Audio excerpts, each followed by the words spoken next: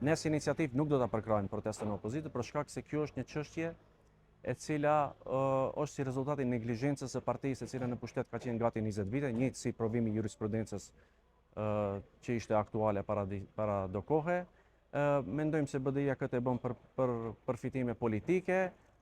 Krijimi i komisionit për emrimin e rrugëve, mendoj se duhet ta kryejë punën e vet. Aty kemi anëtar të gjitha partive politike.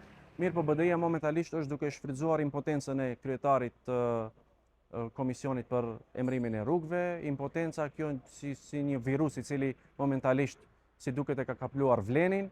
Mirë po mendoj se është pas 5 muajve të formimit të komisionit, duke mos bërë asnjë hap të vetëm për rregullimin e kësaj çështje për qytetin e Tetovës, mendoj se është një urgjencë dhe duhet sa më shpejt ky komision të vehet në funksion dhe një herë për gjithmonë ta rregullojmë çështjen e emrimit të rrugëve në qytetin e Tetovës. Unë nuk besoj se Këshilli do të shkojë në zgjedhje të parakohshme për shkak se edhe nëse një vendim i tillë votohet, ai nuk është i njëjti me vendimin paraprak.